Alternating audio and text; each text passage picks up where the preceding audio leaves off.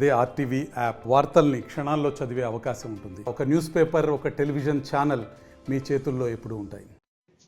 శ్రీ బ్రహ్మరంభ సమేత మల్లికార్జున స్వామి వారి దేవస్థానం శ్రీశైలం క్షేత్రానికి కార్యనిర్వహణాధికారిగా 11:45 నేను పదవి బాధ్యతలు స్వీకరించడం జరిగింది. ఇది నా పూర్వజన్మ సుకృతంగా నేను భావిస్తాను. ఎందువల్లంటే ఎంతమంది అధికారులు ఉన్నా కూడా దేవస్థానాలకు సంబంధించి నిర్వహణలో కార్యనిర్వాహకాధికారిగా రావటం అనేది కొంతమందికి మాత్రమే దక్కేటువంటి అరుదైన అవకాశం. దానికి రాష్ట్ర ముఖ్యమంత్రి వర్యులు శ్రీ నారా చంద్రబాబు నాయుడు గారికి, అదేవిధంగా ఉప ముఖ్యమంత్రి వర్యులు పవన్ కళ్యాణ్ గారికి, అదేవిధంగా గౌరవ దేవాదాయ శాఖ మంత్రి ఆనం రెడ్డి గారికి, అదేవిధంగా యువ నాయకులు మంత్రివర్యులు శ్రీ నారా లోకేష్ గారికి ప్రత్యేకించి ధన్యవాదాలు తెలియజేస్తున్నాను. నాకు ఈ అవకాశం కల్పించింది.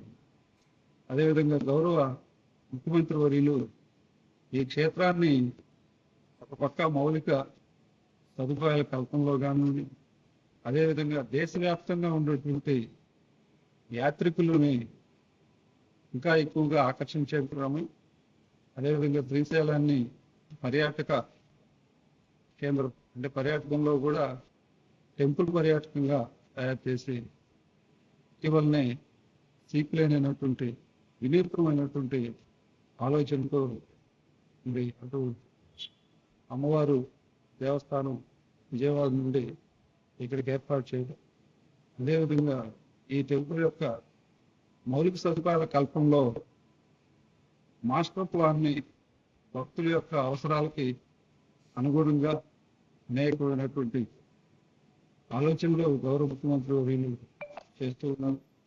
దానికి తగ్గట్టుగా స్థానికంగా ఉన్నటువంటి గౌరవ శాసనసభ్యులు రాజశేఖర రెడ్డి గారు, అదేవిధంగా ఎంపీ గారు శబరి వారిని కూడా మరి వారి ఆలోచనల్ని సమన్వయం చేసుకోవడం ద్వారా ఇక్కడ పనిచేసేటువంటి సిబ్బంది దాదాపుగా 1700 మంది ఉన్నట్లుగా ప్రారంభికంగా మనకి సమాచారం ఉంది.